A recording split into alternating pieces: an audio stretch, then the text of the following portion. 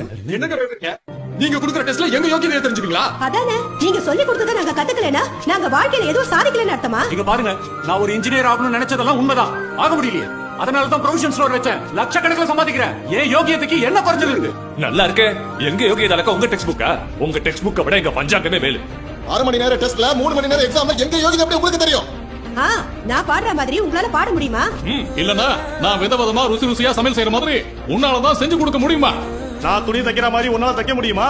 அதானே, பசங்க படிக்கணுங்கிற ஒரே காரணத்துக்காக இங்க வந்தா நீங்க எங்க தகுதியை முடிவு பண்ணுவீங்களா? இத பாருங்க, எங்க தகுதி திறமை என்னன்னு எங்களுக்கு தெரியும். அதுக்காக பரிச்சை வைக்கணுங்கிற அவசியம் இல்ல. நான் என்னெல்லாம் சொல்லணும்னு நினைச்சனோ அத நீங்களே சொல்லிட்டீங்க. உங்க பசங்கள ஒரு மியூசிஷியன் இருக்கலாம், அவங்களுக்கு மேத்ஸ் முக்கியம் இல்ல. ஒரு நல்ல ஆண்டர்பிரனர் இருக்கலாம், அவங்களுக்கு இங்கிலீஷ் லிட்டரேச்சர் அவசியமே இல்ல. பெரிய டான்சர் இருக்கலாம், அவங்களுக்கு கெமிஸ்ட்ரி தேவை இல்ல. உங்க பசங்கள அத்லெட்ஸ் இருக்கலாம், அவங்களுக்கு பிசிக்கல் ஃபிட்னஸ் தான் தேவை, பிசிக்ஸ் இல்ல.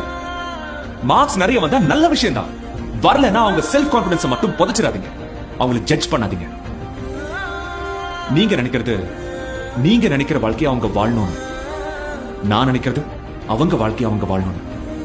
எக்ஸாம்ங்கிற பேர்ல அவங்க கனவை நீங்க கழிச்சிடாதீங்க. நீங்க உங்க பசங்க நல்லா பாடுவாங்க ஆடுவாங்கன்னு கோச்சிங் கொடுப்பீங்க, ஆனா 10th கிளாஸ் வந்ததும் எல்லாத்தையும் கட் பண்ணுவீங்க.